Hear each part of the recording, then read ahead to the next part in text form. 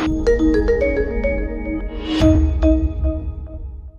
American exceptionalism dead in the economy or the markets? Not in the least. And no, it's not time to abandon big tech leaders either. Those are just a few of the insights on this market environment shared by this week's all-new guest on the Money Show MoneyMasters Podcast. We also cover her top 3 sectors, the forces driving gold and other commodities higher, what the latest trade deals with Japan, Indonesia, and the Philippines could mean for markets, and the handful of big risks investors still need to monitor, even with stocks pushing to new highs.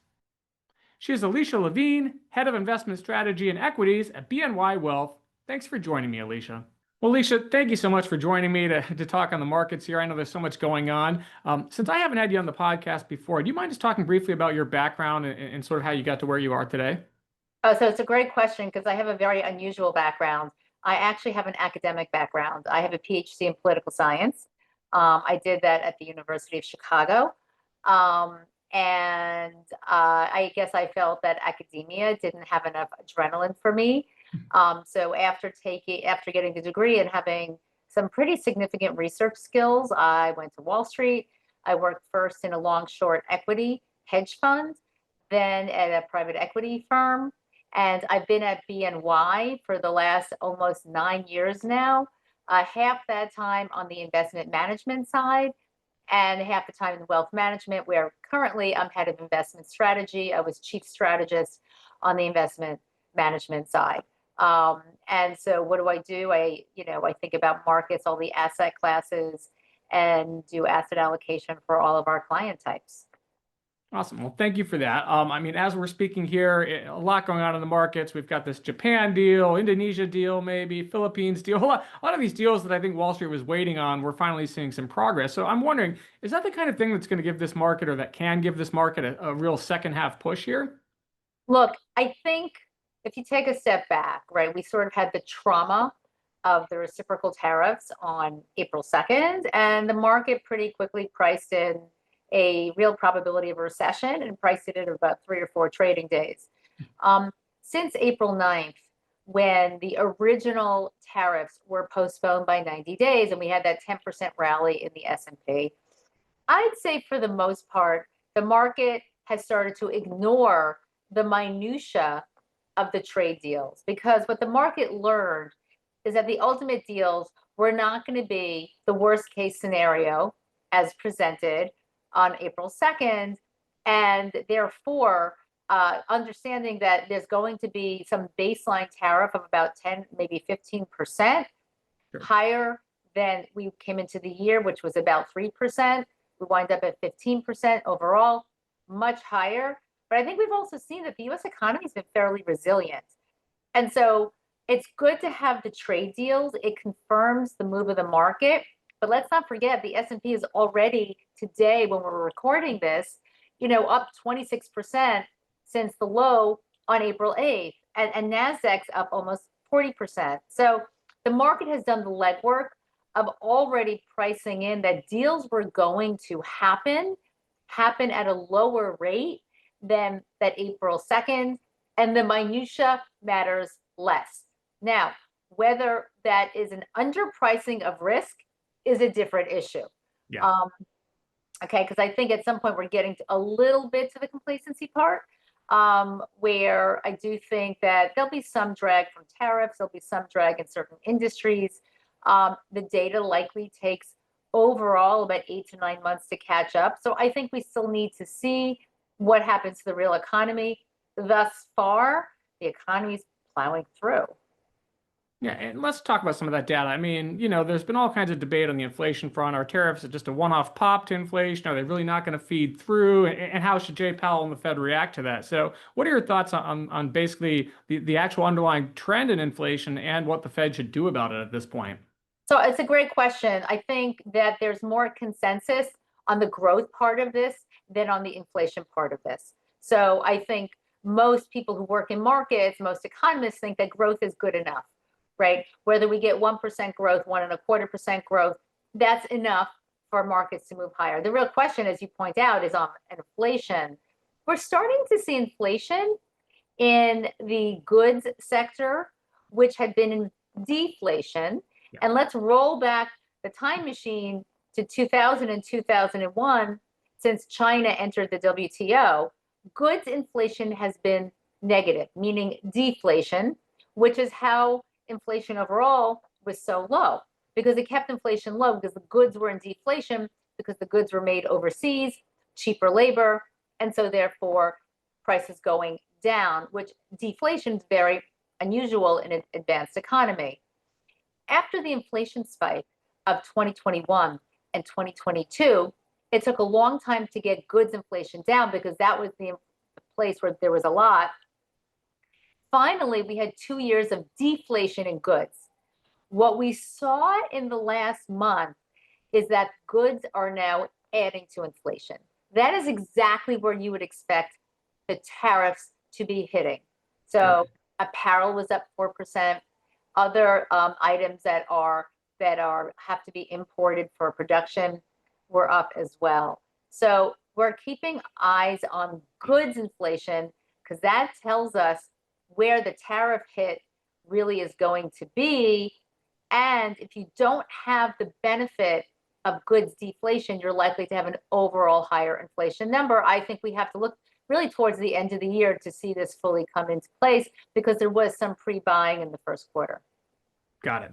Let's shift a little bit to markets here. I mean, you wrote back in late May that when there was sort of questioning of this American exceptionalism on terms of the economics, in terms of the market performance, that you thought that would actually resume. And it seems like now we're in that environment where big tech is kind of leading again. What are your thoughts on that? That was a couple months ago. I mean, has your view changed or evolved based on what you've seen since then? I thought it was really important to add to this conversation because the conversation in markets has been that American exceptionalism is over, that growth will be better elsewhere, that earnings will be better elsewhere, and the policies that are being put into place cannot help the American corporate sector. And therefore, clients and investors are better off searching for opportunities elsewhere. I laughed because we know that there are always years or quarters where the rest of the world outperforms the US market. That's normal, that's natural, that's markets. It tends to happen in years where the earnings gap between the rest of the world and the US comes a little bit closer. And it's a year where the dollar is weaker. When the dollar is weaker, international markets do better. However, if you look at the margin growth, it is far better in the US. If you look at earnings growth, it's double that of Europe. I mean, this year alone, to give you an example, Mike, Europe is expected to grow on the earnings side 0.5%, so less than 1% on earnings. Even with earnings coming down, the US S&P earnings are expected to grow 9%. If you just compound this over several years, it's very hard to see how international markets can continue to outperform the US, except for specific periods where there's some closing of the gap. And just if you think about AI, you think about innovation, it's all in the US. You think about the flexibility of the labor market, it's in the US. And the free cash flow of the top 10 companies in the US over each decade has only gone higher and is flat or down in the rest of the world. This kind of basis cannot lead to the rest of the world outperforming. And so while it makes a great headline, we thought it was erroneous, and we really wanted to be part of the conversation that investing in the US, if you want to invest in innovation and productivity, it's in the US, it's not rest of the world. Got it. Not to be a Debbie Downer, but when you look at some of the risks that are out there, I mean, do we have to be kind of concerned still about geopolitics here? Are there issues with market narrowness, breadth, and that kind of thing? Just kind of curious on your take on those scores.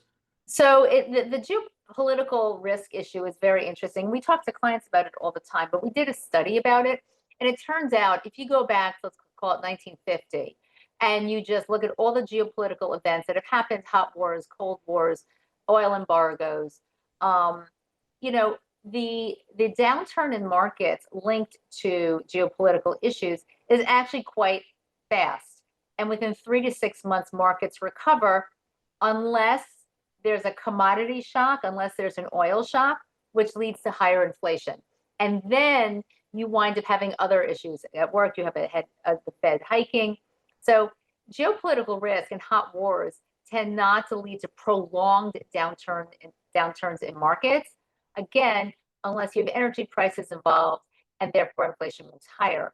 But that's what we've seen. Like, it's been a year of some pretty dramatic headlines in various parts of the world, and yet the market just sort of sallied through it because ultimately the market saw some of these issues as being contained to the region and not more global. Got it. Since you brought up commodities, I mean, crude oil obviously has been fairly stable. It's a lot of sideways chop, but we've seen big moves in gold, silver, some of the other white metals, and so on. Thoughts on that? Is that really in your purview, or anything that you think that's signaling to investors here? No, I think the commodities trade is telling us a couple of things. I think it's telling us, first of all, that when the US sanctions a central bank, as it did in the Ukraine war against Russia, other countries that could be potential adversaries of the US took note of this and started stockpiling gold. So China stockpiling gold, Russia stockpiling gold as a way to de-dollarize so as not to be vulnerable to any sanctions against the central bank. That is the big impetus for the buying for gold and other commodities. I think the other thing that it's telling us is that the build out for energy power and the build out for having enough grid in the US to power AI, which we hear about, like that could be the rate limiting step, not having a strong enough grid, not having enough power. All those, all those commodities go into building that out. And I think that's what it's telling us. But gold in particular is about trying to de-risk from dollar exposure and any sanctions against central banks. Got it. And You I know, if we think take, likely to continue. I think it's likely to continue. got it. Okay, perfect. Given that sort of big picture thesis and view that you have, what does that translate into in terms of tactics? I mean, sectors you like, stocks, groups, asset class approaches. Just kind of curious about that. So we are, we invest for the long term for our clients. We tend to have views over 12 to 18 months.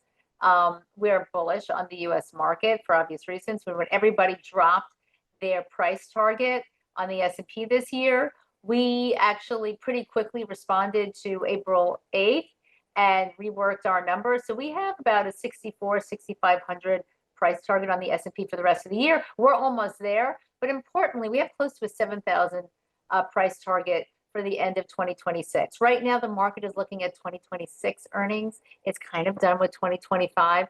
The market looks forward 12 months. And actually, the earnings estimates for 2025 and 2026 have not just stabilized, but have started to tick upwards after those massive downward revisions in March, April, May timeframe. So that's really interesting to us. We like industrials because we fully are committed to the AI build out and the AI theme. And again, you need the industrial sector in order to build it out. The One Big Beautiful Bill also had tax incentives for building manufacturing facilities, for build out, immediate expensing of CapEx.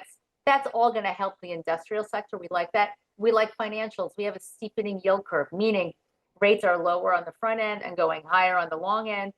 That's very important for bank profitability. So financials are doing quite well. We like that as we like financials. And of course, we like tech because tech is really where the innovation is. It's been the trade really since 2010. And if you go back and look at what sectors have outperformed, I think you don't fade the innovation yet.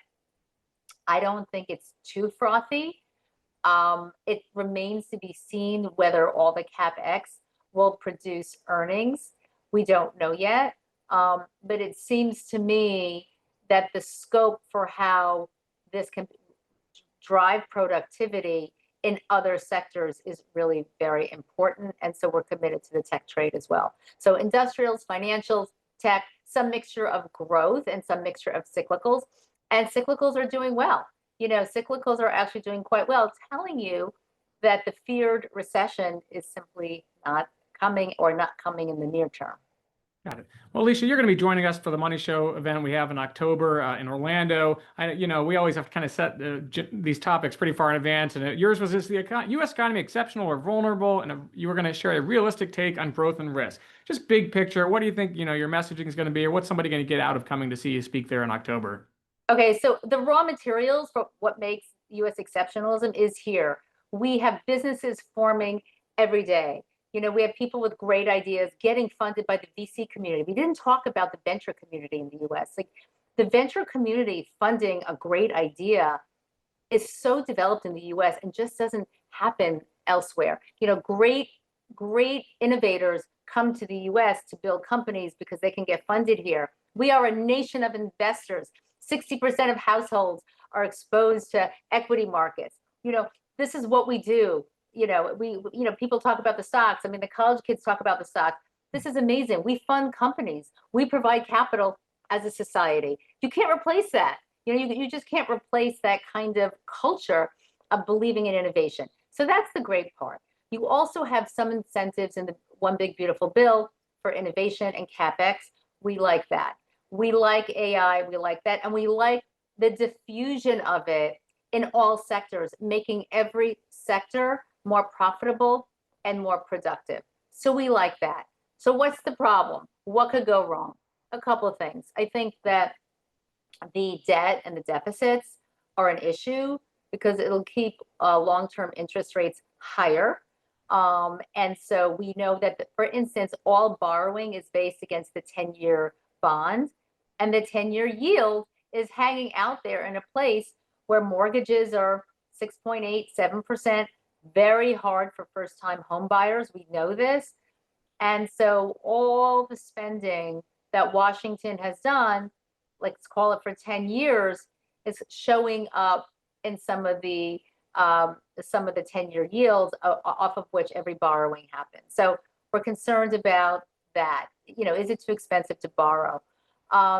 We're a little bit concerned also about the labor market. There are some cracks in the labor market.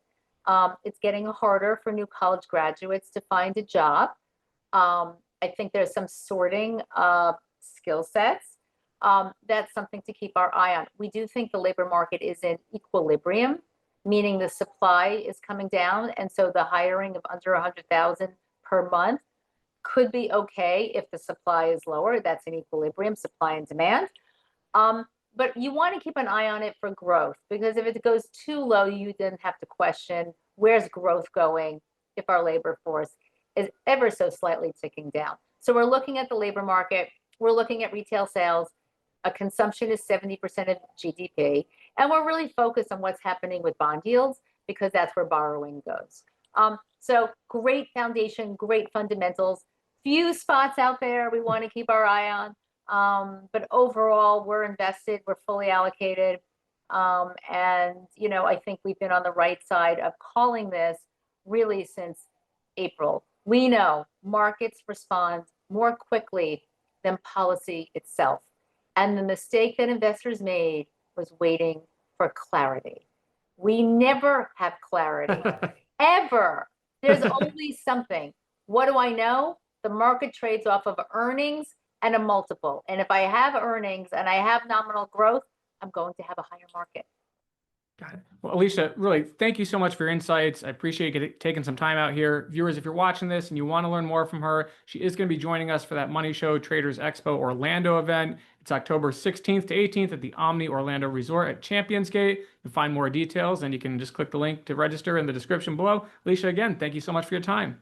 Thanks, Mike. I can't wait to see you in October. Awesome.